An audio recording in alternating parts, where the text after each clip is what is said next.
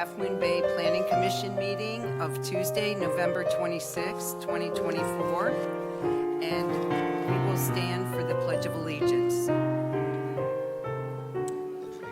to the flag of the United States of America and to the republic for which it stands, one nation, under God, indivisible, with liberty and justice for all.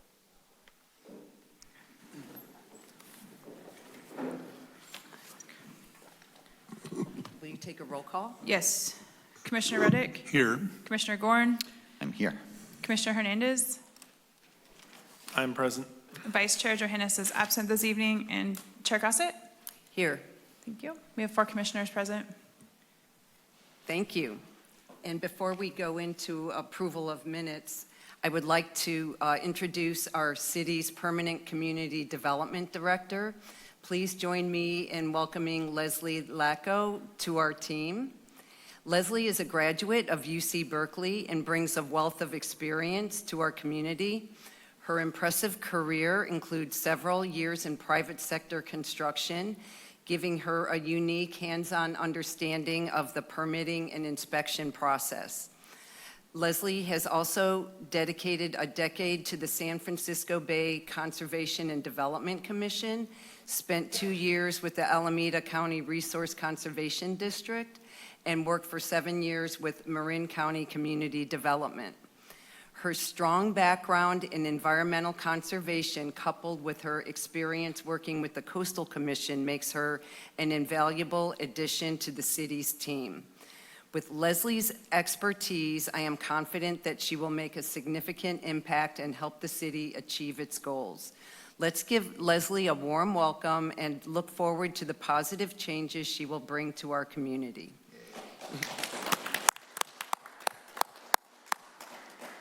And I'll turn the mic over to Leslie for a moment if she would like to say hello. Hi, thank you so much for that very warm welcome. I really appreciate that. I'll just say I'm really looking forward to serving this community, serving the Planning Commission and the City Council. Thank you. And moving on through our agenda, we have the draft minutes from the 2024 meeting. I have to recuse myself from that since I wasn't here for that meeting, but I will let the three of you talk about that.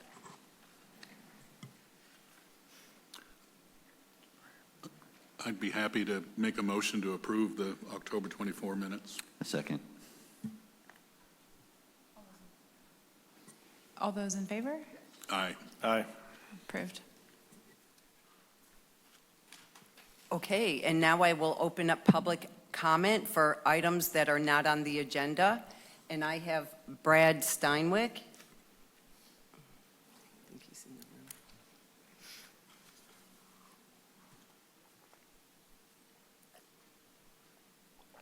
Good evening.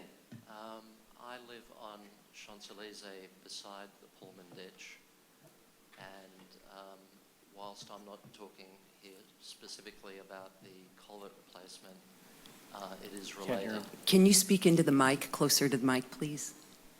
Do I need to start over, or do we have that? Okay.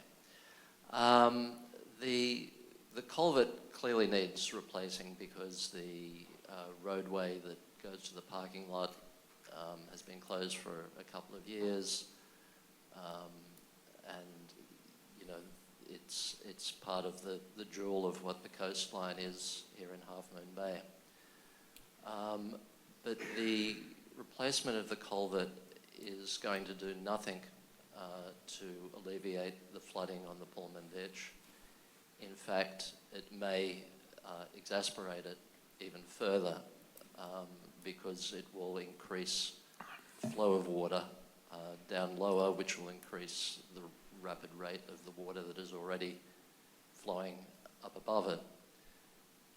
The real issue with the ditch is the water that's taken into it from Rocket Farms. And Rocket Farms drains everything off their impervious surfaces down into the culvert on the eastern side into the Pullman ditch.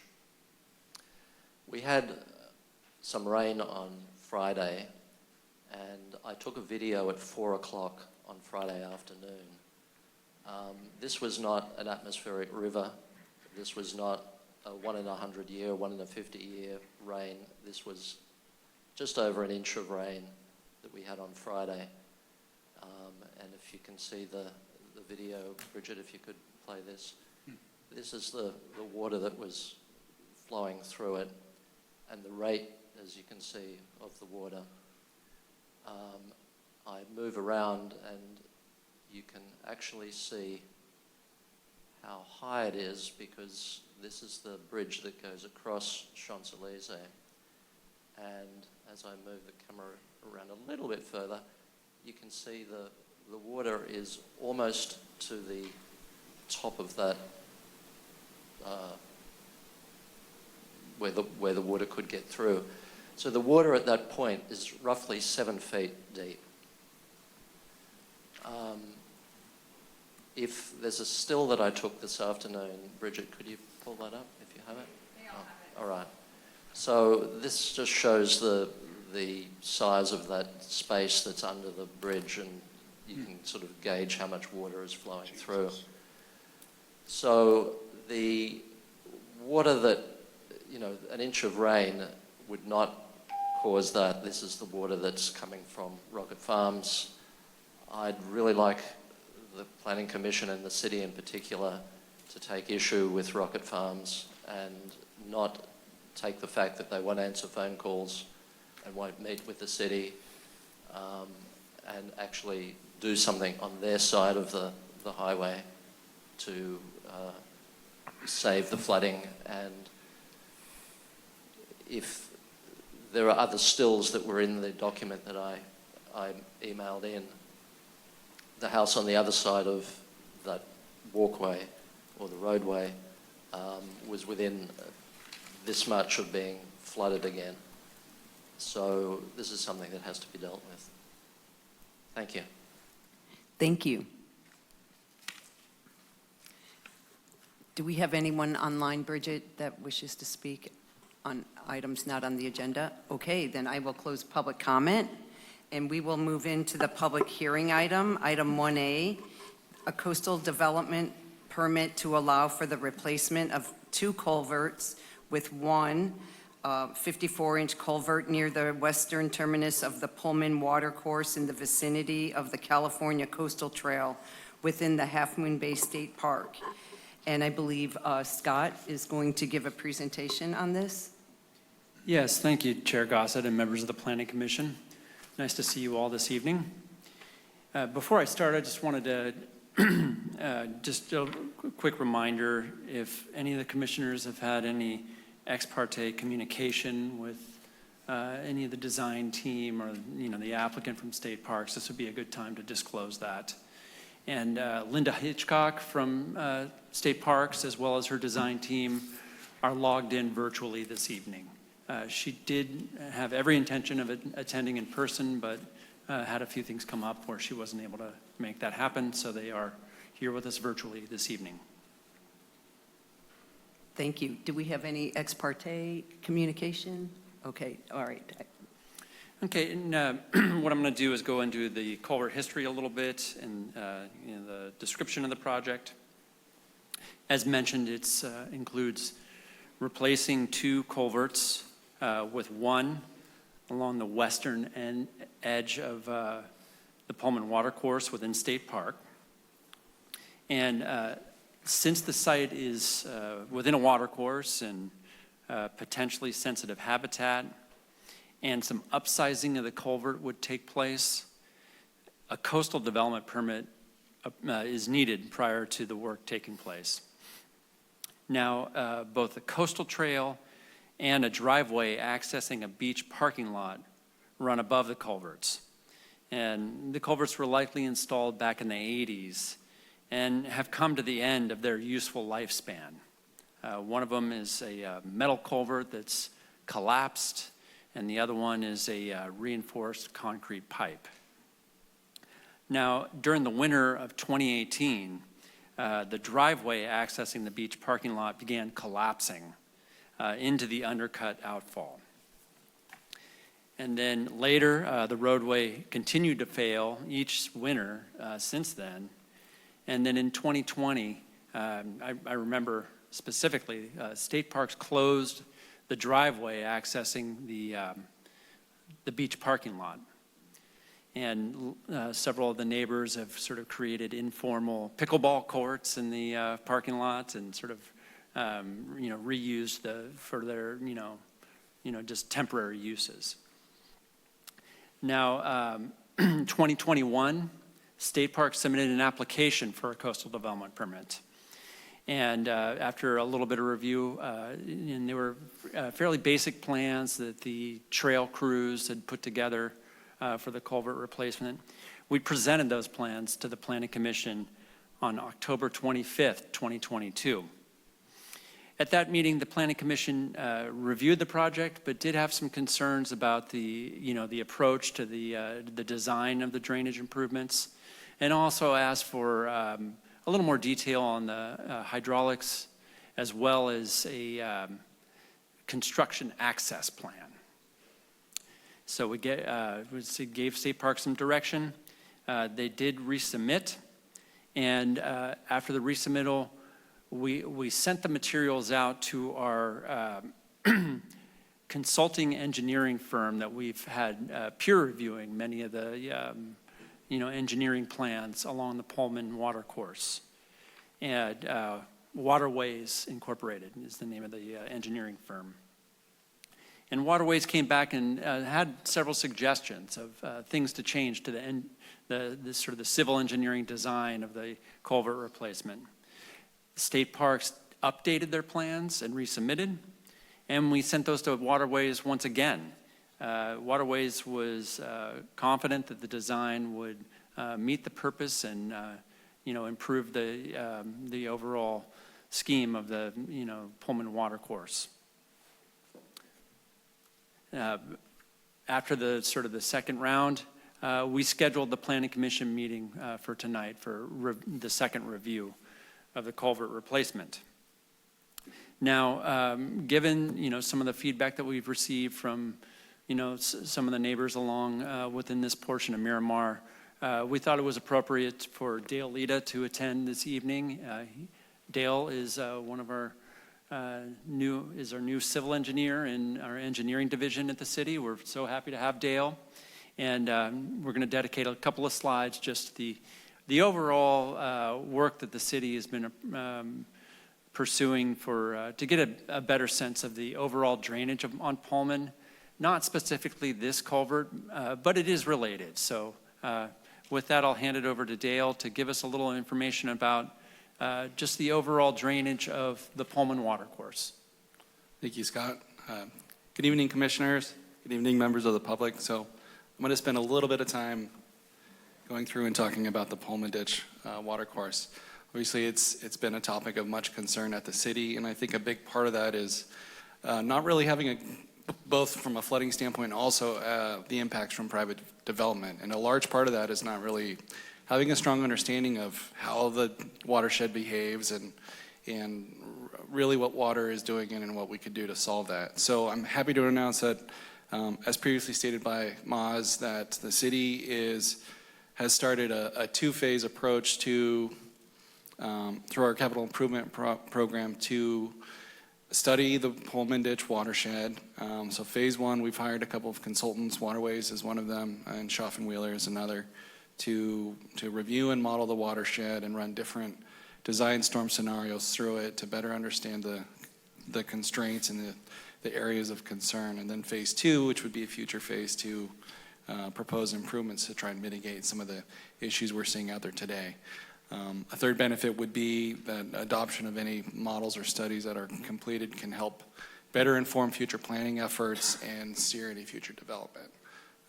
So we're still in the preliminary, we're still in phase one, and it's not completed yet, but I'm happy to share some of the preliminary study results that have been done and also incorporated into tonight's project.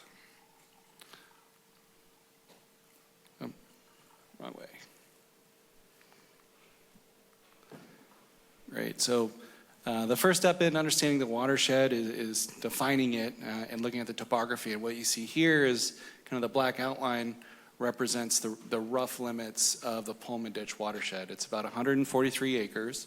And the first thing that's very clear is the broad swath kind of on the east side of Highway 1, which is the Rocket Farms property. And you can see kind of the flatter area of Rocket Farms is very much covered in hardscape. The only portion that's not covered in hardscape is this very steep terrain, which is the foothill area. And so what we have is very steep slopes over greenscape and very hard coverage over the flat areas, which means water is going to flow fast, and we get really short time to peak intensity and really extreme intense flooding like what we saw in the video earlier tonight. Once the watershed was defined, we started running different design storms through it and looking at how it responds. So what you see here is looking specifically at the Pullman Ditch. It might be a little bit hard to see on here, but you can see kind of the varying colors that are charted out. The light green is, so what you're seeing is a simulation of a design storm running through the channel and ponding at different depths. So the light green is roughly 6 inches of ponding. The dark blue is roughly 12 inches of ponding, all the way up to around 5 feet of ponding, which is the dark red. So this particular storm that you see is running a 10-year model storm through the channel. And you can see kind of the large blockage upstream at Highway 1, and then as water is conveyed down to Pullman and through the channel. You could also see kind of the 2 bridges and our 3 culverts, 1, 2, and then our culvert down at State Parks.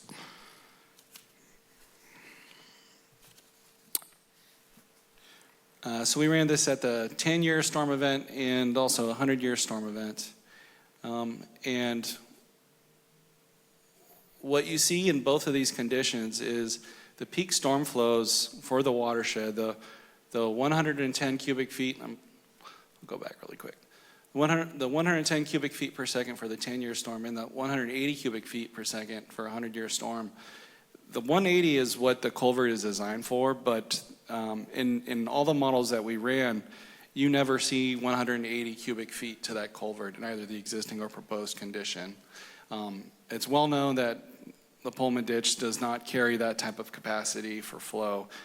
In fact, the upstream portion between Champs and Highway 1 can only convey roughly 70 cubic feet per second. So let's say less than half of the 100-year storm event.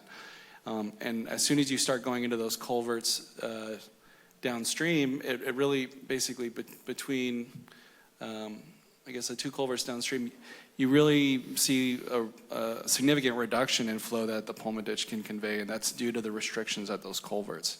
So by the time you get down to the State Parks culvert, you're seeing a significant reduction in the peak flow in either of those storm events.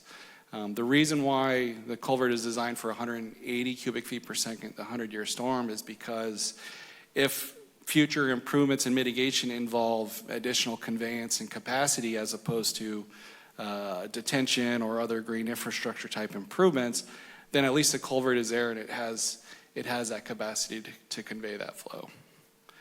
In addition to the 10-year and a 100-year study for the existing condition, we also asked our consultant to model how the watershed would change with replacing the existing culverts with a proposed culvert. And for the purpose of the model, we asked them to run a 60-inch diameter pipe. So what's proposed is 54-inch diameter. What we ran was a 60-inch just to increase kind of the difference and see how it impacted the study. And what we found was due to the geometry of the channel, here you can see both the 10-year and the 100-year. This is just a comparison between the existing 100-year and the proposed 100-year with the replacement culvert. And what you see in this condition is that due to the geometry of the channel, the upstream restrictions in the topography, the fact that this culvert is set so much lower kind of within the basin, we don't really see any influence on upstream flows due to the replacement of the state parks culvert.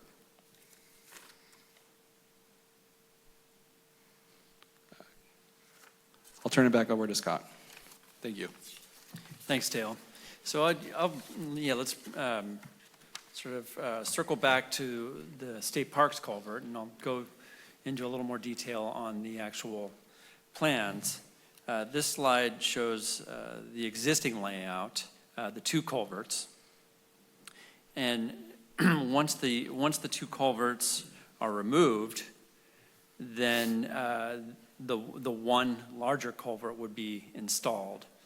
Now, you'll notice that there are some other improvements too, including the sort of the rock energy dissipators along the inlet and outfall, and which would reduce the amount of erosion that we're seeing, that's taking place with the existing culverts. Sort of creating a permanent fix that this is going to withstand the test of time, much longer than what the lifespan of the current culverts that are out there, and sort of create a safer condition.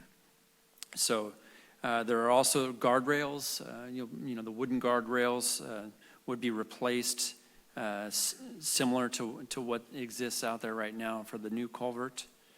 And then within the plans, they also included a profile showing the culvert replacement and the improvements that would be installed, including the roadway, the head walls, the rock energy dissipators, in both the coastal trail on the right and then the driveway on the left. Now, we were happy to see that State Parks spent quite a bit of time figuring out the construction schedule and how they were going to maintain access to the coastal trail. Whereas before, this is kind of a big issue. They really didn't. They were having difficulty working out where people would go. Coastal trail users would go during construction. And what they've come up with is that they're going to have a phased approach to the construction, excavation, and the bulk of the work would take place on the left and still maintain the coastal trail on the right. Once that is done, then they would shift, and coastal trail access would be shifted over to the driveway area. And there is going to be some times when they have to close down the coastal trail temporarily to bring in materials and what have you. And we do have a condition of approval requiring noticing to not only the city but the neighbors in the surrounding area, just to let everybody know what's going on and what the duration of the closure of the coastal trail would be. So we thought that was very important. And like I mentioned, their roads and trails coordinator will be available, as well as Linda Hitchcock, who's overseeing this project at State Parks. Now, a little bit of the analysis. I'm going to go into land use plan policy and zoning, and then also the California Environmental Quality Act. Now, in our land use plan, this site is shown as a visual resource area, in particular the coastal trail. Coastal trail is considered a visual resource in our town.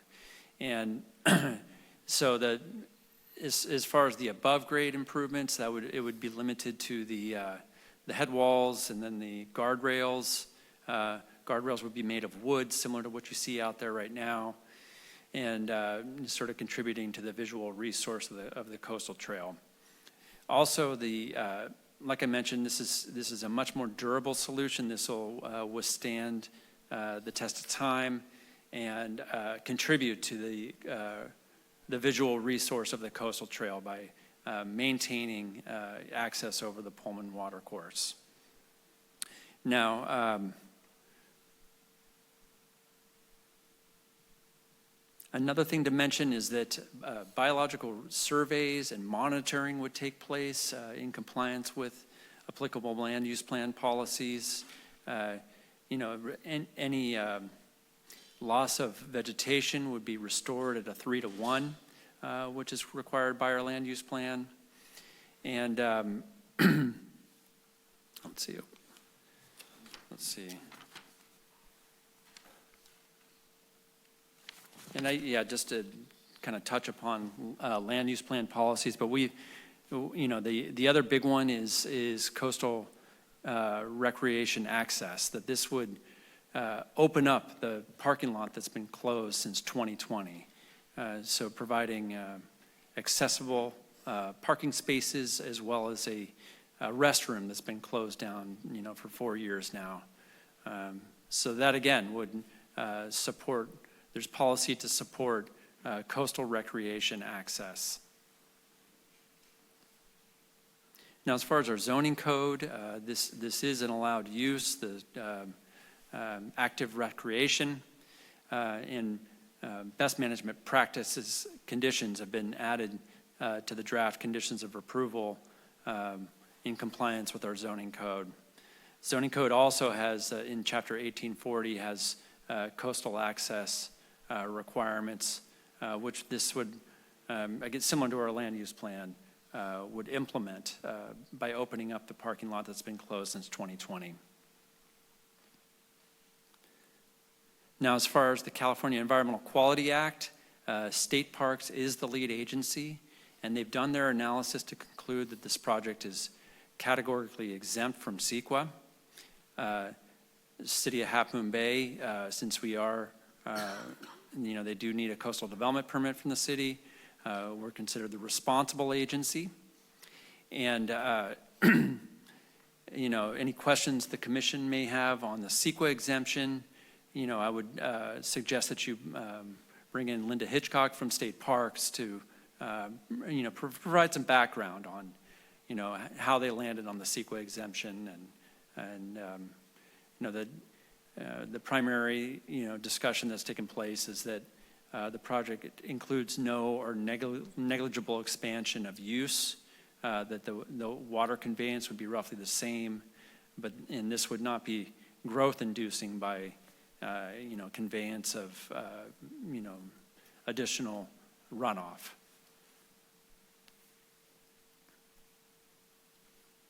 So I did receive a email correspondence, sort of a letter attachments and attachments. We distributed a memorandum late this afternoon, sort of conveying the comments received, to the commission.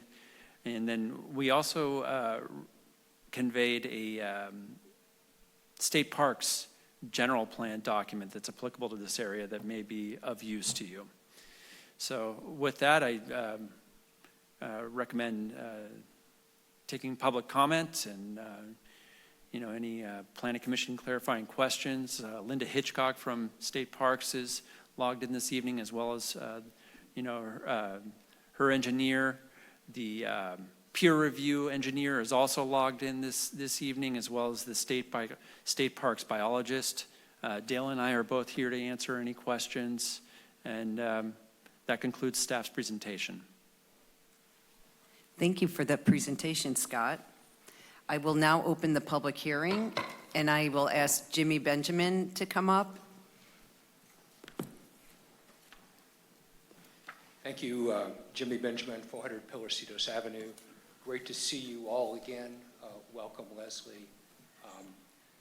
I sent a 7-page letter last night. I apologize for sending it late, but I didn't know about the project until this weekend. It expands on some of the themes that I wrote about in my 2022 letter to you when I was away from the commission. My concerns haven't changed, but let me, in some ways they've expanded a little. But let me begin by saying I do not oppose this project. I think it's a good project. I oppose the shoddy work that would be associated with an approval based on a CEQA exemption, an incomplete analysis of the local coastal program policies. And if that seems harsh, it should. Because the CEQA exemptions that are called out might have worked fine for the state beaches in conformance with their general plan. But we are the land use planning agency. We have our own general plan. We have our own local coastal program. And we have to consider that as the responsible agency. You are not obliged to accept their analysis for your purpose, and you should not. The reasons that I've laid out in my memo do not need to be reiterated in phone, but I'm happy to answer questions about it if you would like. I would like to comment briefly on Dale's presentation. I appreciate it. I note that it was focused on the issue of whether there'd be bankful discharge, basically. I didn't hear what Q and stage were, but I understood the basic reasoning in the argument. It was interesting. My concern is about erosion. The assumption that a 4.5 cubic feet per second flow is generally reasonable, if you'll forgive me, does not wash. Because Ed Marlowe at Somas Associates provided analysis for the Kehoe Watercourse in 2005. I'd be happy to provide you with a copy, where he analyzed the soils, and he found in that area that I think it was a 2.3 cubic feet per second flow was sufficient to cause erosion.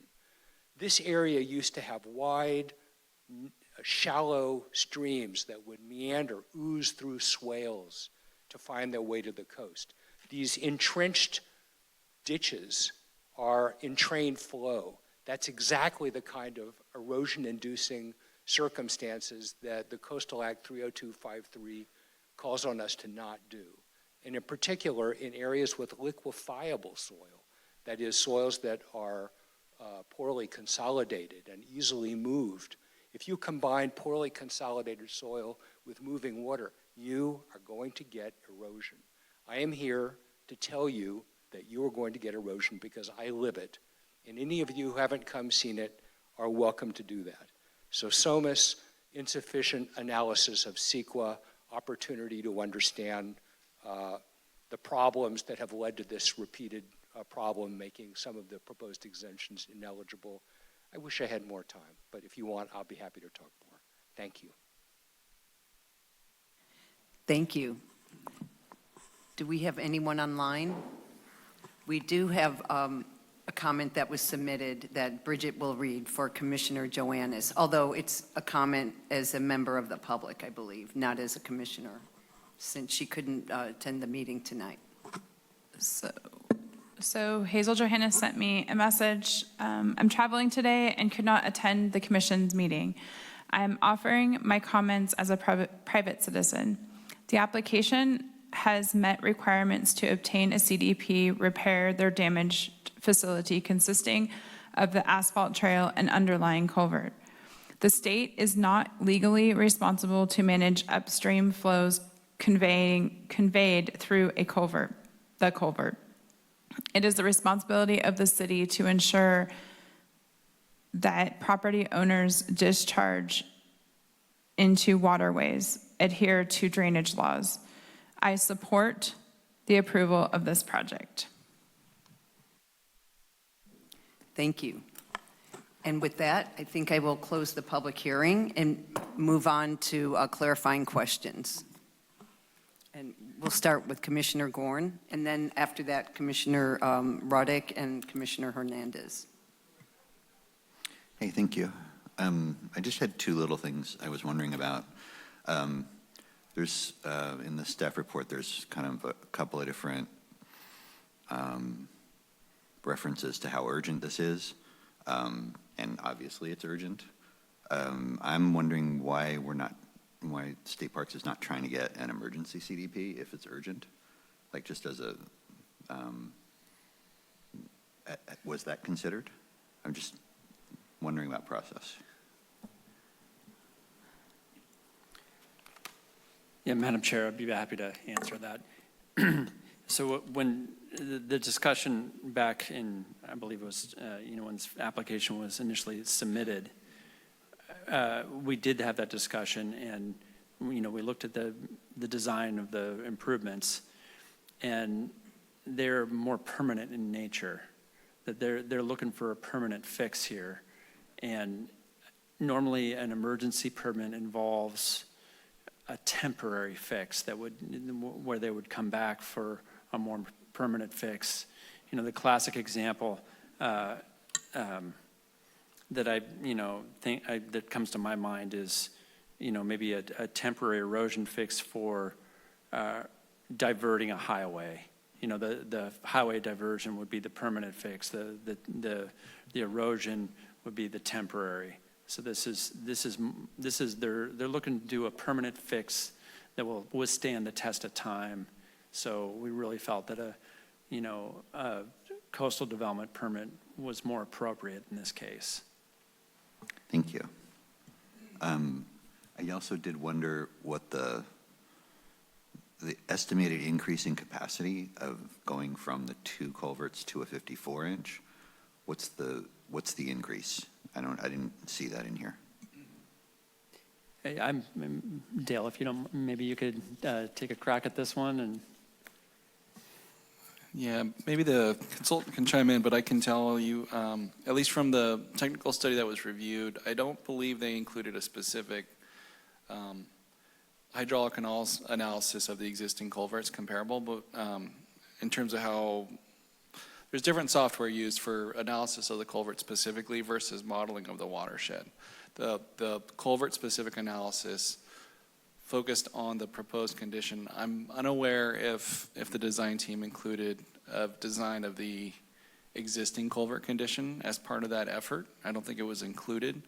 But when you do look at the models that were run by the city's consultant, you do see, let's see here. Give me 1 second.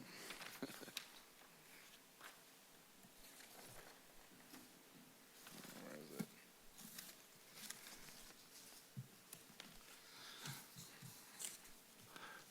Do I not have it?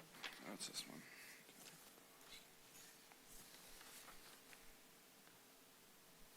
You do start to see overtopping of the existing culvert at around 30 cubic feet per second. So compared to the proposed, which is designed to accommodate up to 180 cubic feet per second. However, that flow is not going to get into this culvert. Oh, no, I understand. And you presented that really well, that said that the size of the culvert down below doesn't really affect the upstream problem. And so I get that, but I wondered, so we're going from 2 smaller pipes to 1 big culvert. So what's the increase in capacity from the 2 pipes to the 1? Because the 1 is bigger, right? Much bigger. So how much bigger? I would defer to the design consultant if they have a more specific number or analysis on the existing culvert.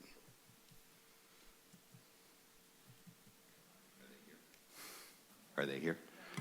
He raised his hand. Go ahead, Dan. So we did not look specifically at the capacity of the existing system. We were provided the 180 cubic feet per second as the design storm. So at that design storm, the existing culverts don't have capacity, and the roadway is inundated several feet.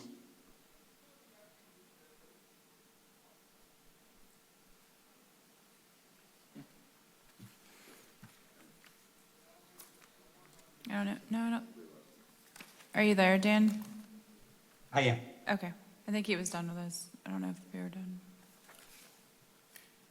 I think we lost you. We didn't hear you, but your response. At the end.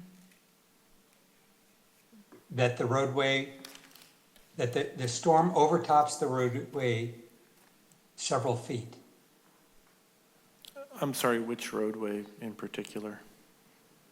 The beach access roadway and the trail. So if the water can't go through the culverts, it goes over the top of the roadway. Oh, so I understand that. I was asking, there's 2 pipes currently, 2 culverts, and I can't remember the dimensions. 18 inches was one, I think, and I don't know the numbers. But they're small, 24 24, inches. 18 and 24. And so this is 54. So how much more capacity does the 54-inch have than a 18 and a 24? Yeah, we would have to model that. It depends on what storm, Okay, what the thank you. design storm aid would be for those. So we were looking specifically at the 10-year storm and the 100-year storm. I understand. I was looking for what's the increase in pipe capacity. I don't understand what the increase in pipe capacity is, and there's like rules about that. So I'm just wondering what Commissioner that Gorn. increase is. Thanks. I apologize. I did, so as part of the hydraulic analysis that the city's consultant performed, Oh, Matt's raising his hand as they, well. Matt is? Let Dale finish, and then we'll Sure. have Matt come on. Thank you. They did include, and this was included in our study, they did include some of the capacity analysis on that existing culvert. And what they showed was downstream of that culvert, that culvert's effective for around 56 cubic feet per second under the 100-year storm event. So and under today's condition, we're expecting around 87 cubic feet per second, but it can convey up to 180 cubic feet per second. Right. That makes sense to me. It's not my question. If I could maybe build on Commissioner Gorn's question, because I think I'm hearing an answer, but I'm just trying to convert it to something I can understand. The current capacity is 56 cubic feet per second. And at maximum capacity, before it overflows, you now have a design that supports 180 cubic feet per second at the culvert? That's correct. Can I just repeat that? So at greater than 56 cubic feet per second, it overtops or floods the roadway. Is that what you guys said? Okay, thank you.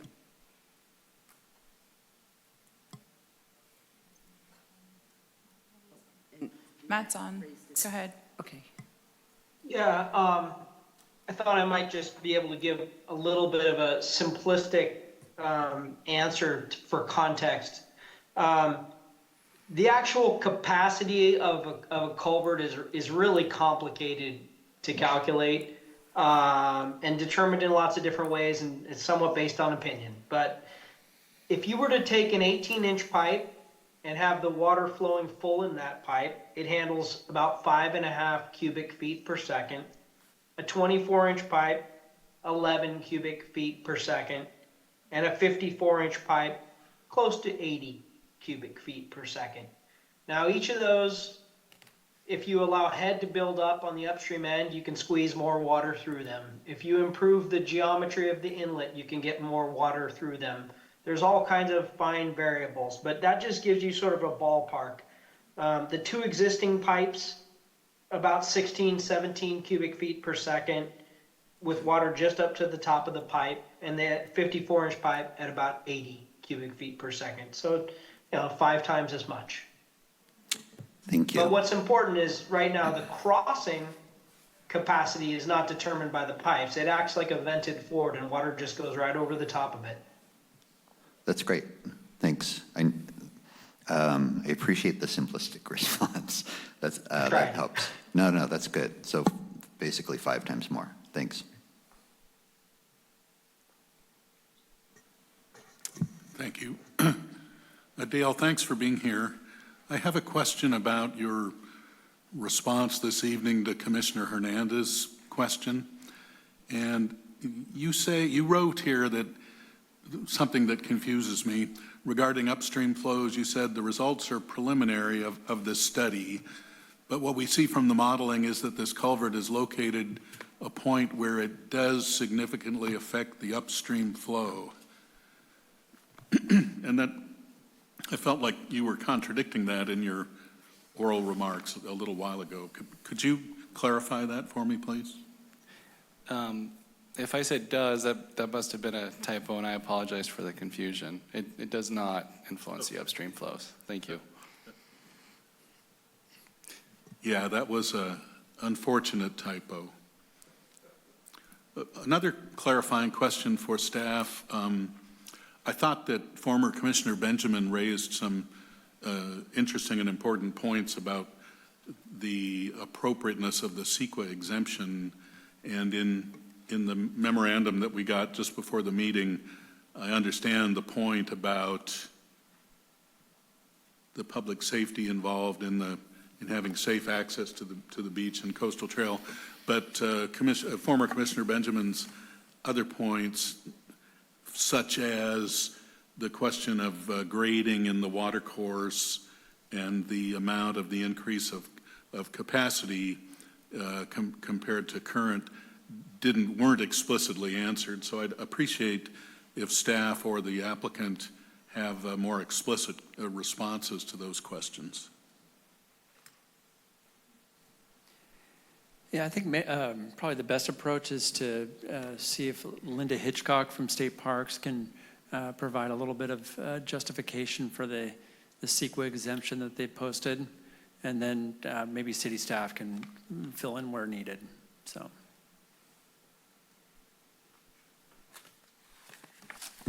Go ahead, Linda.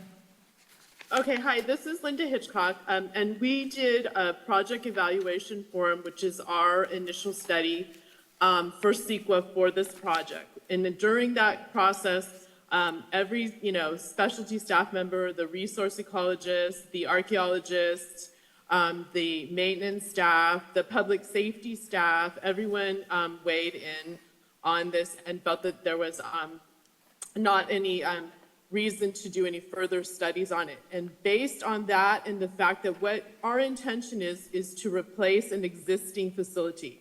So this is a CEQA 15301. This is a repair in a public facility, and it involves negligible or no expansion of the existing use. And what we're doing is we're taking the 2 culverts and going to 1 culvert. And this is needed for public safety and health and safety, as the current conditions are very, there's a safety issue there. That was one of the things that we really feel like why we wanted to repair this, not under the temporary CDP exemption. We wanted to do a permanent fix that was also safe, so that people could access this parking lot safely, so people can pass on the trail safely. We did consider an exemption, but we wanted to do this correctly and make this last.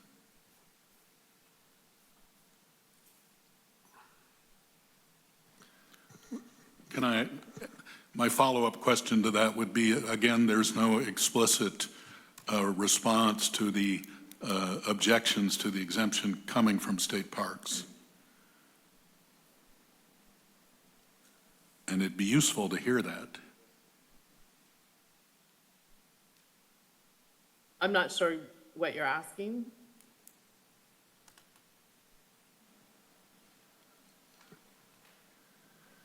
We went through a review of all of our staff, our process. Winter And would it's like to weigh attached in. to the, our PAF, our project evaluation form is attached to the agenda meeting. Thank you. And our attorney, Winter, would like to weigh in on this. Yeah, thank you. I thought I might just offer that the state parks identified 4 different exemptions.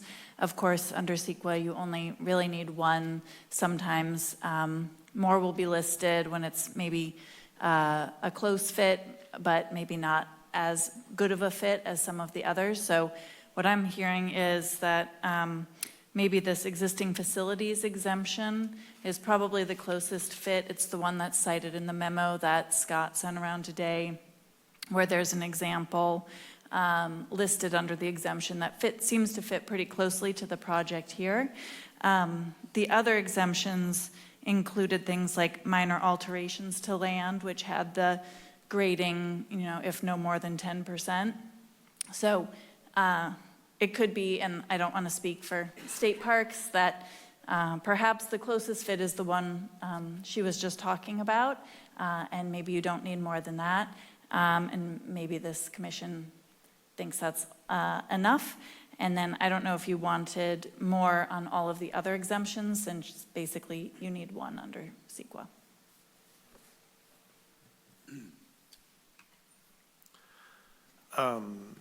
So if I go to page 3 of the project evaluation form, there's a checklist that asks questions on earth, air, water, plant life, animal life, and cultural resources. I'm not aware of any historic artifacts there, so I'm just going to ignore anything with cultural resources. Under what conditions would any of the no's change to a yes when it comes to water? So if it's a 10% increase in drainage patterns, a 50% increase, a 256% increase. I don't understand as a layperson how you can look at water and say that there's no impact to existing drainage when you're increasing the capacity of a pipe. I've heard different numbers from the public, from the engineer, and from the staff report that range from 200% to 500%. So at what point would the impact to water go from a no to a yes on this checklist? Can somebody help me understand that? 10% seems to be the standard that we use, and it defies anything I've seen here that says this is less than a 10% increase to the change of how water is going to be impacted. And I will say, we've recently denied a project adjacent to this site because they didn't come to us with the proper hydrological analysis that was asked for by this planning commission. So I'm concerned that this hasn't gone through. Let's just start with the water. Help me understand why all of these are no's when logic and what I've heard clearly says there's a change to how water is going to be impacted.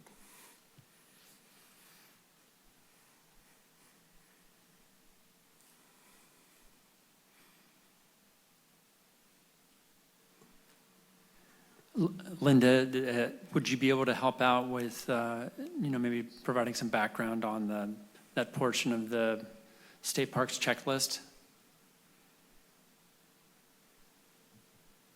Yes, I can't actually, unfortunately, I can't pull it up in front of me. If you wanted to read off what the individual things are, what we do is when we go through these projects, we ask all of the specialists. So we ask our environmental scientist, Tim Highland, who's on this call. We ask our archaeologist, who is very familiar with this area, and he's gone to check the area. And we ask each individual specialist to go through each one of these and see if the impacts are something that they feel are going to be an impact. This was determined that it was not going to be an impact, that this would be an improvement to this area.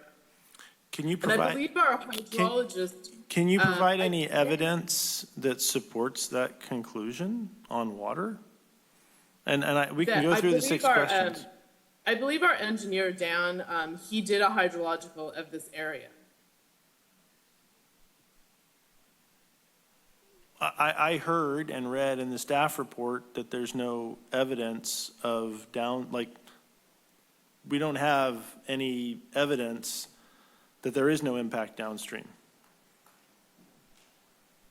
I've heard some anecdotal analysis of, hey, we're not shooting water out of a small pipe, it's now a bigger pipe, and so we're not launching rockets, if you will, with the water, but there's a lot more water flow going through. I haven't seen any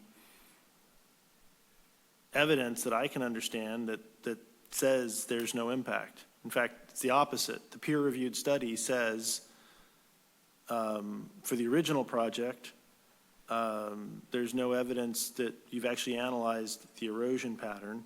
There's been some mitigation work, but I see no mathematical work, no engineering work that's more than words, just like, show me some analysis. And I've seen analysis to the contrary from members of the public. And I also consulted an environmental engineer and got their perspective on, can you talk to me about the flow? And their analysis is, well, if you're increasing the flow in such a significant way, it's likely you're going to increase erosion. So help me find evidence that this doesn't have an impact, because that's what we need, is Tim evidence. Highland, Oh, no. Tim Highland wants to talk. Who does? Tim Highland. Okay. Okay, thank you. Go ahead. Tim. Can you hear me? Yes. Yeah, this is Tim Highland with California State Parks. You mentioned that there was an increase in flow. There is a reduction in constriction, but not an increase in flow, which is significantly different. When you, as you know, you put your thumb over a hose and increase restriction, you can increase velocity and increase erosive force. I'm not a hydrologist, but it's relatively simple. If you are actually increasing the volume of water that can pass through a constriction, you're going to reduce the velocity, and therefore there is no reason to think that you would increase erosion.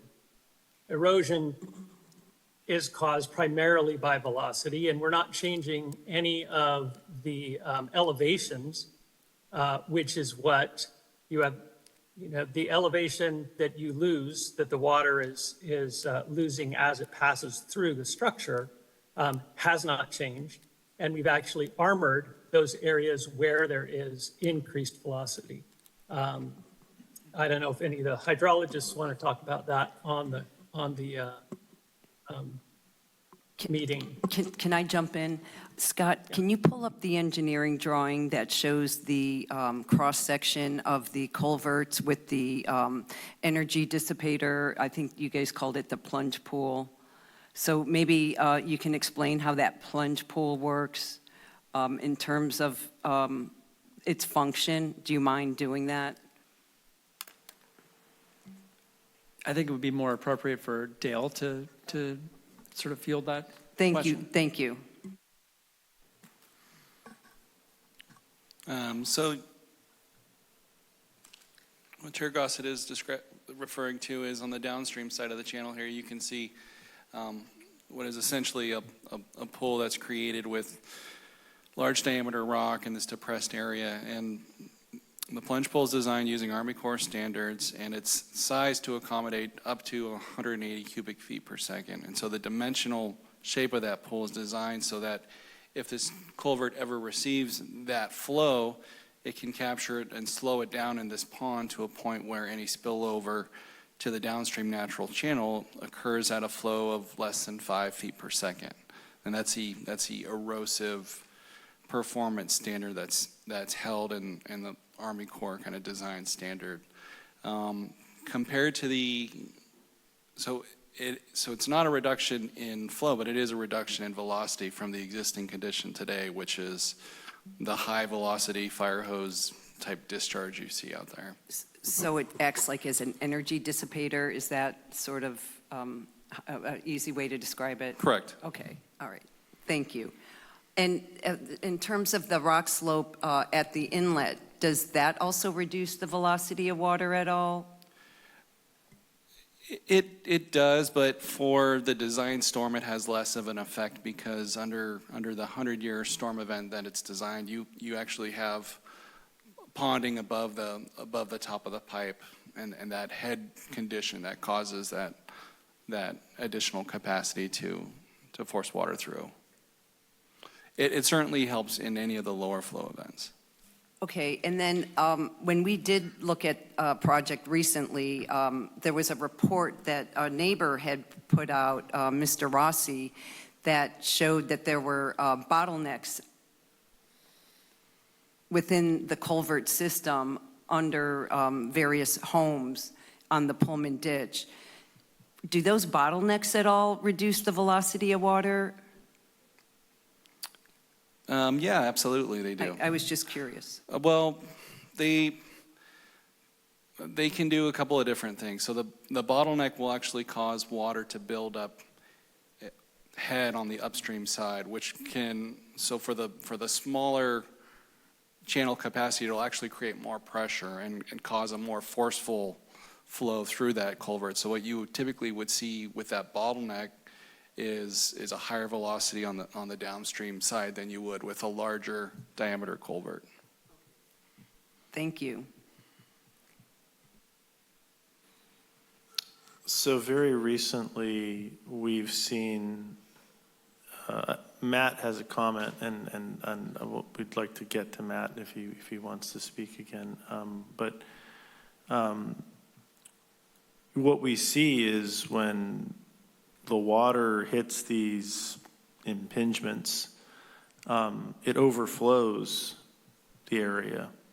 And we've seen videos of flooding in this area, which is part of the reason why we denied the Vidovich project, is we didn't see conclusive evidence saying, hey, what's going to happen here? And I understand there's water moving through the water course now, but it seems like what I'm also hearing is, and what I've seen evidence of, is the water is going other places, and right now it's overflowing, and it's being dissipated by the fact that I mean, I've run through this area very recently, and I've run through the puddles, I can see that the water's on top of the creek. And now you're taking all of this water that, when it overflows, it's kind of spread out and dissipated as a sheet, and now you're putting it through a hole that's much bigger, and it's conveying more water through this area. And what we've seen upstream, when you have bigger ditches and wider holes, is that the ditches get wider and more, like we're conveying more water through them. And I'm not denying that this may help. It's just as a point of CEQA, I don't believe that this has no impact. And it would be helpful to go through that. And I've heard evidence that we've had studies in the area that says like 4.5 cubic feet per second is erosive in this area for this type of soil. Regardless of what the Engineering Corps of Standard is, generally, for this type of soil in this area, we have seen massive erosive forces. And I believe, I've witnessed, it's not a matter of belief, I've witnessed multiple places throughout our community where we're washing away the coastal trail, we're washing away the bluff tops, Seymour, this area, areas near other ditches or water courses not too far away, we're seeing this.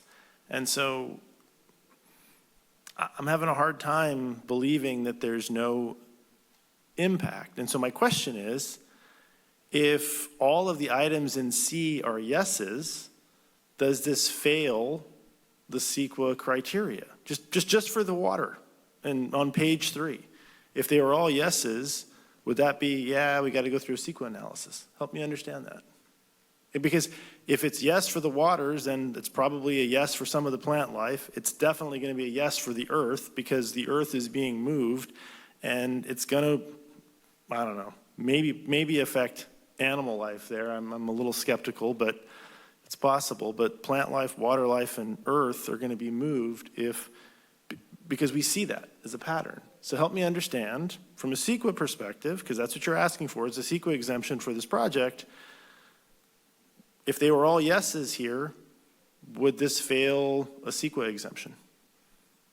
Just for the water.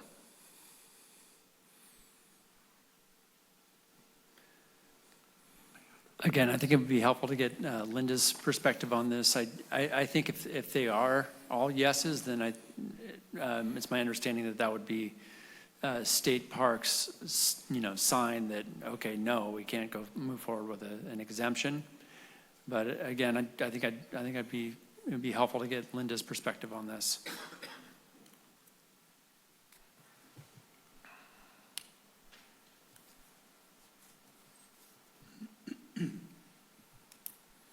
Go ahead. I think that what you'd have to say is that you're requesting us to go through our internal process again. I can't make a decision. I've gone through the process of having all the specialists that work for me do this, and that's what they've determined.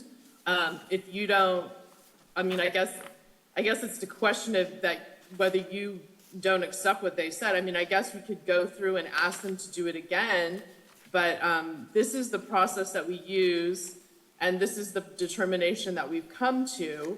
And I mean, the only thing I could say is that if you don't believe what they've done, you could say that you don't believe what they've done. But I support the work that our staff has done, and we've done numerous coastal development permits. We've gone through permitting through the Coastal Commission. We've gone through permitting through the CDP process for the County of San Mateo, through the County of Santa Cruz, through the City of Santa Cruz. And these are all the same people that have reviewed this process as has reviewed all of our prior CDPs. So, I mean, I believe that the people that reviewed this, I trust them. Tim Highland is on the phone call if you want to talk to him some more. You know, it's up to you. It's your determination. I do not question the people that work for the California State Parks. Like I say, we've had numerous CDPs approved by the same team. If I may follow up on Commissioner Hernandez's question, I'm wondering now, based on the city attorney's clarification of if 3 of the 4 claims for CEQA exemptions fail, we've still got this obvious situation of replacing an unsafe culvert. Is the answer to Commissioner Hernandez's hypothetical question relevant or not? I mean, if those issues having to do with water are actually inaccurate, would it make any difference? That's a great question. Typically, the way CEQA review works is you do consider whether an exemption applies before undertaking any environmental analysis, like that checklist. So, you know, I think many jurisdictions would probably just look at the exemption first and say, this exemption applies, we don't need to do an initial study or anything like an initial study. There are, of course, exceptions to the exemptions, which Mr. Benjamin pointed out in his letter. So you would also want to look through there, but I think that was an astute CEQA timing question, and that is typically how one would do it, but I don't know if Linda has thoughts about how they do it differently at state parks.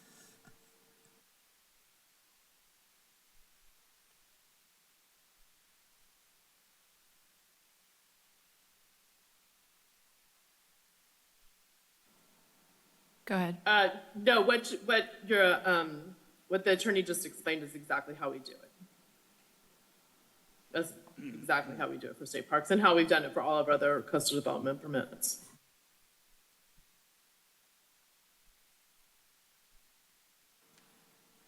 Are you familiar with the analysis of the report that indicates that 4.5 cubic feet per second is significant enough to cause serious erosive forces in this area with the type of soil that we have?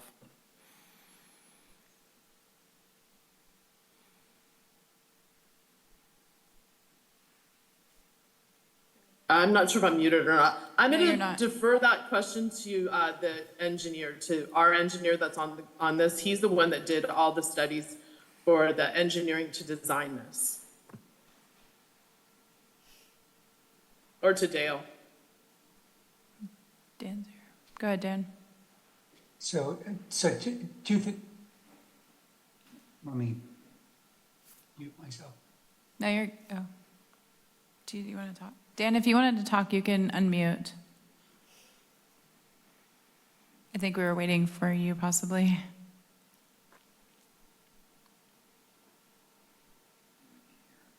Hold on. He needs to unmute himself, but he thought that I think we were taking care of it. So I apologize, I'm getting a lot of backfeed. Yeah, did you want to speak? Go ahead. So 2 things I would say. One is the design storm is 180 cubic feet per second.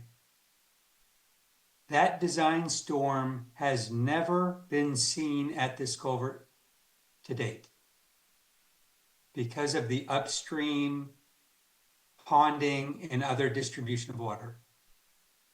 So even on the maps that Dale showed,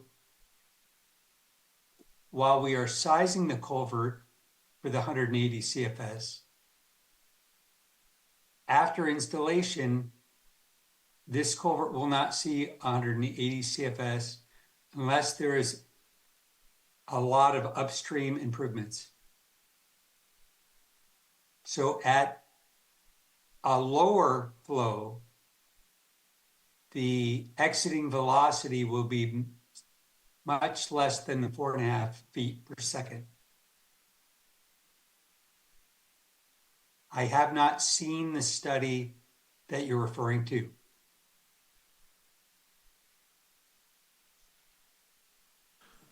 Is it possible to put an overlay in this pipe that mitigates the volume moving through it until, because there may be changes that come in the future? I mean, I appreciate the work, and to be clear, I want to see this fixed. I view it as an unsafe condition today. I think it's important for us to restore the parking in this area. And I think this is a clever design that in the staff report and your own reports is designed to accommodate future changes, which will increase the flow of water through this area. And the neighbors are in here once every 2 or 3 months with pitchforks and torches telling us we need to fix the water course. So there are changes that are coming. And I'm perfectly fine accepting a project if you're willing to maybe put a temporary constraint on the water flow until, as more changes come, because I see erosion in this area. I've witnessed it every year since I've lived here. And I'm really concerned. And I get your story, the idea of the thumb over the water hose. The difference between the thumb over the water hose is when I put my thumb over the water hose to focus the water and spray down my porch, the water then doesn't start backing out of my faucet, which is what happens here, right? Like in this situation, you can't put the road. You're correct. It's going someplace else. It's not like it's... As well as through those culverts. Correct. So then it cascades over the top of the road, which is why we have erosion shown on the drawing. And some enterprising person may decide to take a piece of farm equipment and make the ditch bigger because they want to protect their home, okay? I'm not encouraging anybody to do that, but that's a likely outcome. If that happens, then we're going to see more erosion because this will get close to that 180 cubic foot per second. And I don't know, again, I don't like redesigning projects at the dais. I try to avoid that. I'm just looking for something that takes into concern the very valid issues of erosion. Because if we screw this up, Mr. Vidovich may come back to us and say, you've taken my property away from me because you're causing erosion on it. Or the other neighbors may come and say, you're taking my property away. Or we may lose the coastal trail in this area.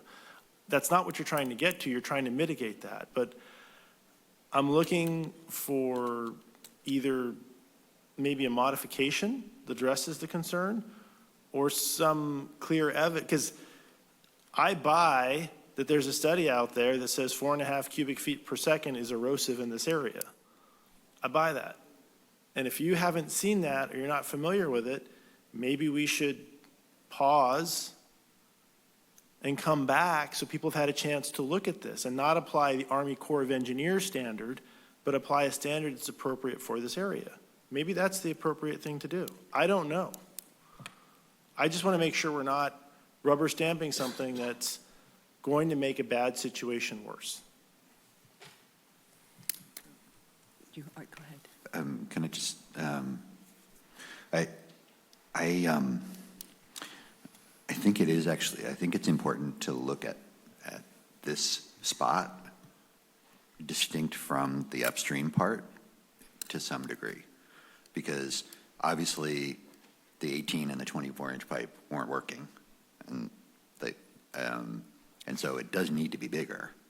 But my question was, 5 times bigger seems like I don't even know how you come up with that number, 5 times bigger.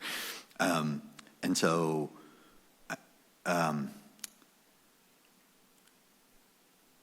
experience has been that when you have a 54-inch culvert down at the base, that it encourages 54-inch culverts for the rest of the Pullman watercourse. And that, I'm looking at that going, I don't know about that. Because that's sort of the next step. It seems like the next step. If you can't get Rocket Farms to do what you want, okay, we're just going to meet that. We have 180, feet per second, cubic feet per second. Great, let's just go. We'll just build a really big culvert. And so I think that's my main concern about it. But I also do think it's important to look at that we are looking at this section and not looking at, this mess that's farther upstream. So I know they're related. Maybe we could talk about that a little bit, because obviously that's important. But I wanted to ask a question, a clarifying question about the state of the current culverts, because there are 2. What's going on underneath those culverts? I mean, is there a risk that, do we have scour going on underneath?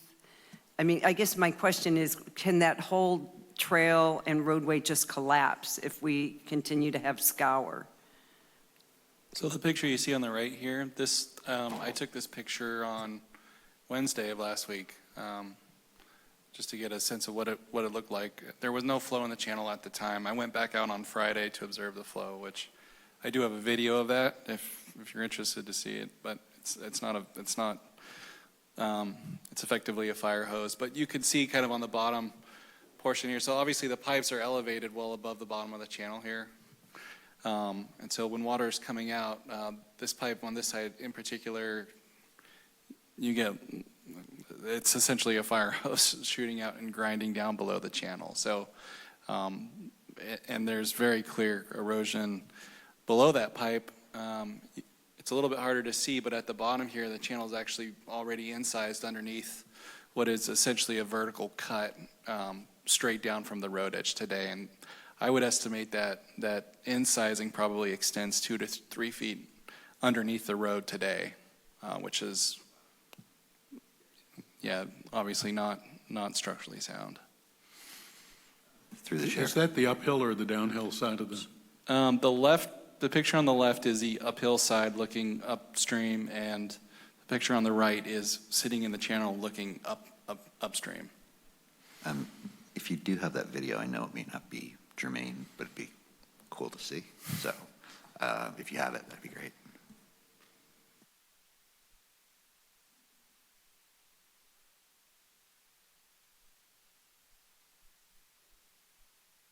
That's a scary picture. People are traveling on that trail today. I mean, people are riding bikes with their kids, and we don't have cars driving over the road anymore, but we still have people using that trail.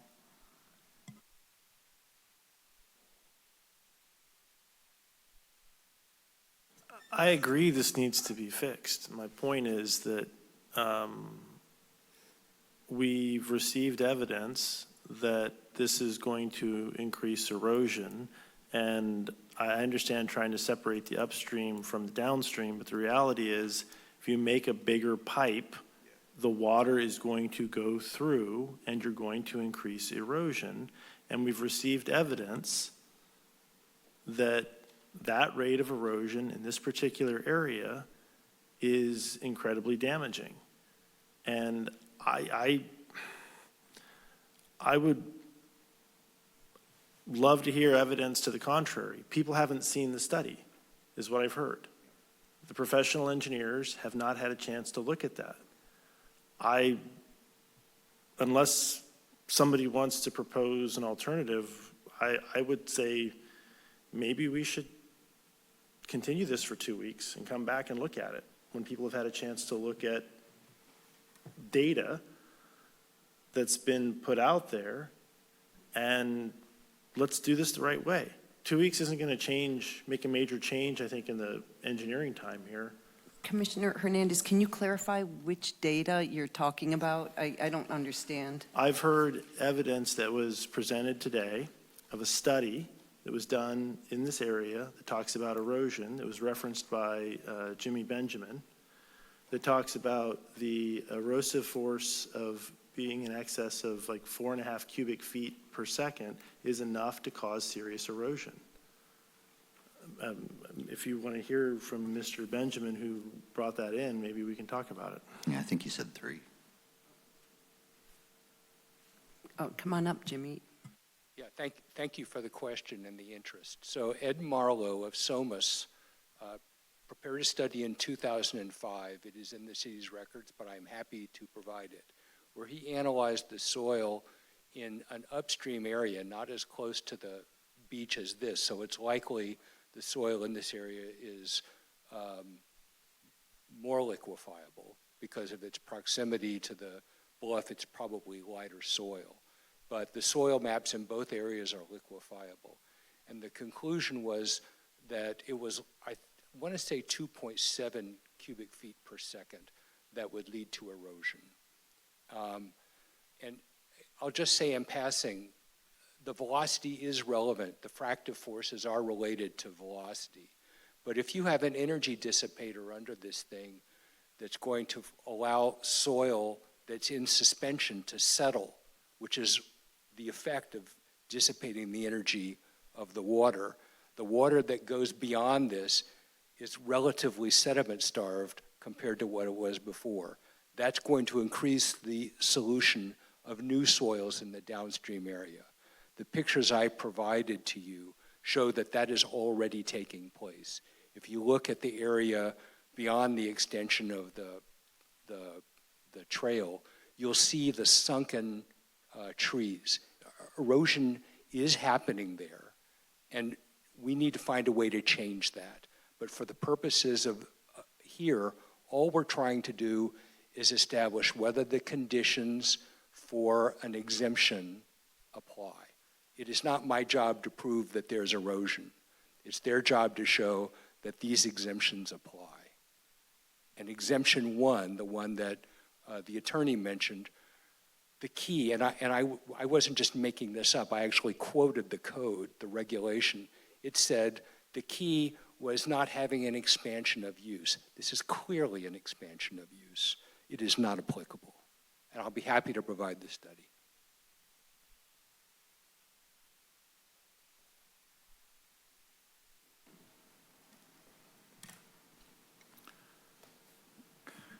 Speaking to Commissioner Hernandez's concern sorry. regarding erosion. So the 4.5 feet per second, I understand the concern with that, and it doesn't align with the study, but I also want to emphasize that that was the velocity of design for the 100-year storm event under this fully developed condition. Now, past studies done by the Water Board and the Regional Water Board and locally have established that the primary source of erosive concern that we have in San Mateo County and throughout the Bay Area is not due to the 100-year storm event. It's due to the multitude of smaller, more frequent storm events that we get throughout the year, the seasonal, so those lower intensity, higher frequency storms over and over and over again. That's where our erosion concern comes from, and that's illustrated in the design standards that are established in the municipal regional permit, which require hydromodification projects to design for the 10-year storm event and below. It's from the 1-year storm to the 10-year storm, and that's, in the state's opinion, those are the design storms that most impact erosion and should be used for erosive design. Because they happen more frequently and they're more common. Correct. When was the last 100-year flood? years ago? Actually, it was a 500-year flood, right? I've heard a number of different estimates, and I don't want to speak my opinion towards that, but I don't believe it was a 100-year storm down Pilarcitos Creek. Okay. Actually, there was a group that was hired by the JPA who called that storm a 37-year, that I think they defined it as a 37-year storm. A group was hired by the JPA to study the risk to the sand plant. Based on their analyses, they called that the 37-year storm. So you hear a lot of different numbers about what type of storm that was, but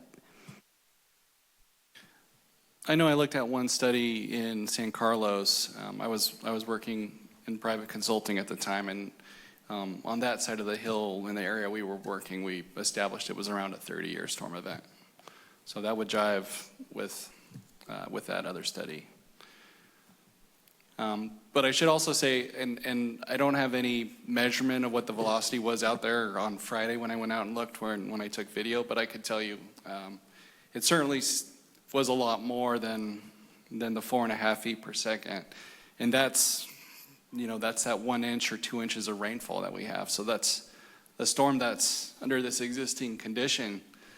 Those erosive forces are, every single time it rains. Through the chair, can I ask one more question? Sure. Sorry. But, so it seems pretty clear, like, it's very important to get this piece done. I get that. I want that this done. I have a problem with the CEQA, meeting CEQA conditions, and class 1 seems to be the one that they're holding up as like the example of why we need a CEQA exemption. But that's really, it's specious to say there's no increase in capacity when there's a 5-time increase in capacity. And so I'm wondering, because the 18 and the 24 aren't big enough, right? They failed. And so if you combine those two, maybe Tim Highland can speak to this, but if you combine those two and go up 10%, how big is that? I don't know. Because that's what Coastal Commission says, and that would be CEQA exemption. But I think it's a lot smaller than 54 inches. I mean, to build on that idea, there's an analysis here that says the combined cross-section of the two existing culverts, when they were functional, would have been 706 square inches per second, if I got that right, or the total cross-section would be 706 cubic inches.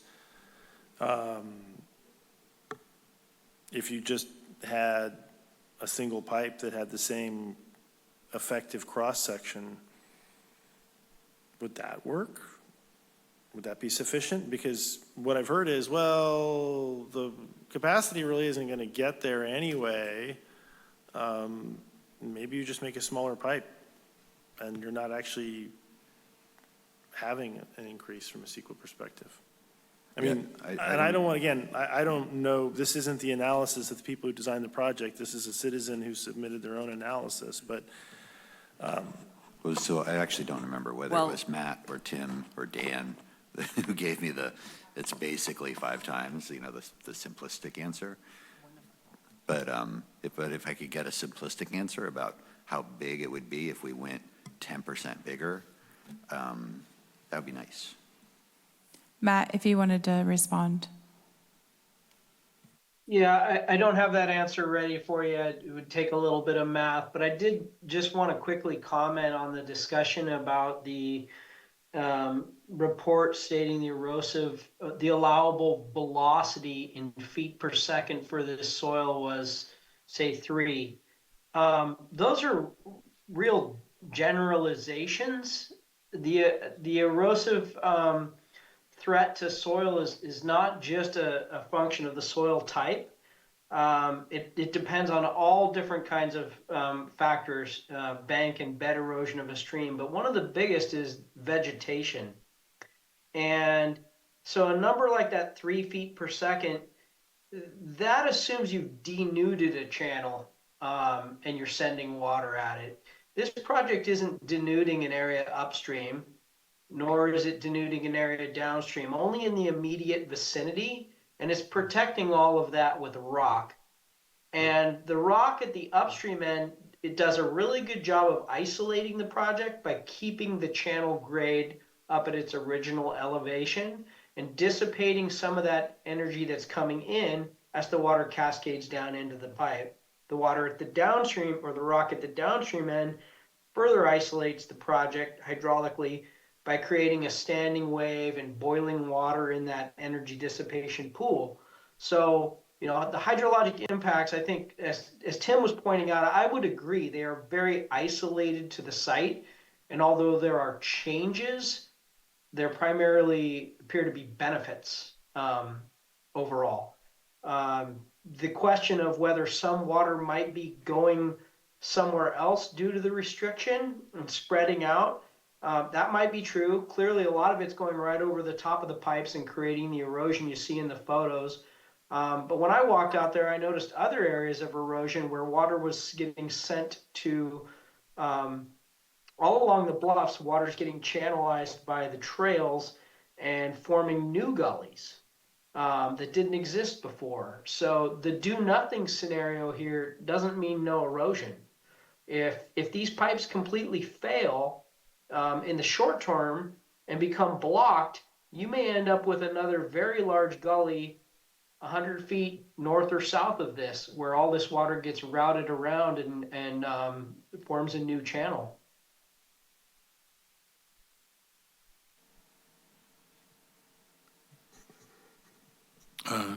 Through the chair, if I have a question perhaps for Scott or for Winter. I don't know enough about CEQA to be sure about this, but in my experience with CEQA, when it asks about expansion of use, typically the experiences are they talking about a development that leads to more vehicles or more pedestrian access or something. I'm wondering whether the CEQA definition of expansion of use would apply to a case like this where the argument is that the pipe is much bigger and therefore volume of water is much bigger. Is that seen as an expansion of use under CEQA? I haven't researched this directly, but in reviewing the exemption and the situation here, I think that could be a reasonable interpretation, that this is not, for example, increasing the size of a water main that's then going to result in potential for additional development, right? This is, as I understand it, accommodating existing conditions. So I think that would be a reasonable interpretation and way of seeing this Class 1 exemption. I'm sorry, Winter, could you repeat that again? You think that'd be a reasonable what? Interpretation of this Class 1 exemption would be as applied to this particular project.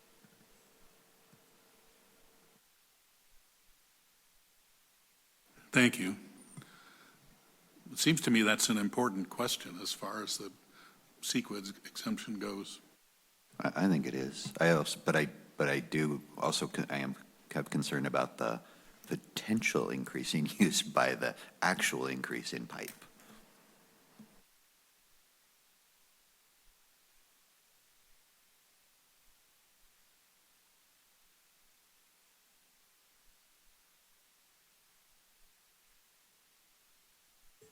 Is there a way to move the project forward without a CEQA exemption?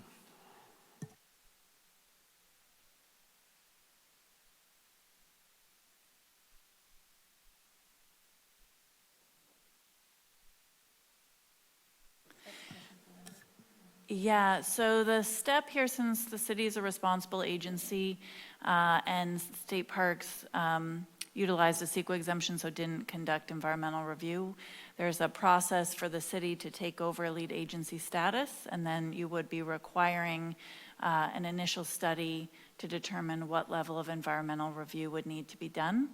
That would be the CEQA process if you didn't rely on the exemption. So then we would then become the lead agency and responsible agency? Is that what you're saying, Winter?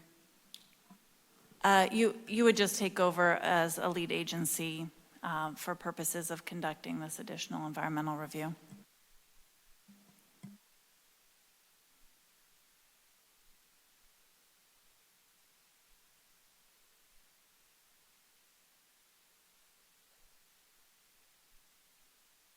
Well, that sounds scary. Do you want to take a 5-minute recess? We're going to take a 5-minute break.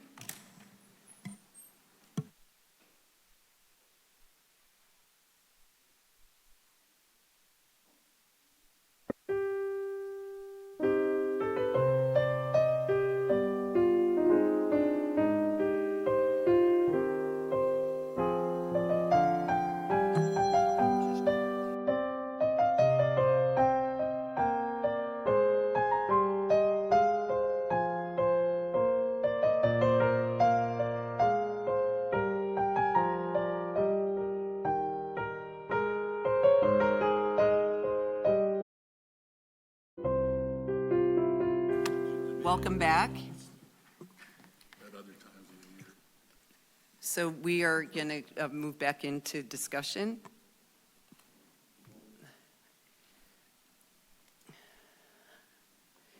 So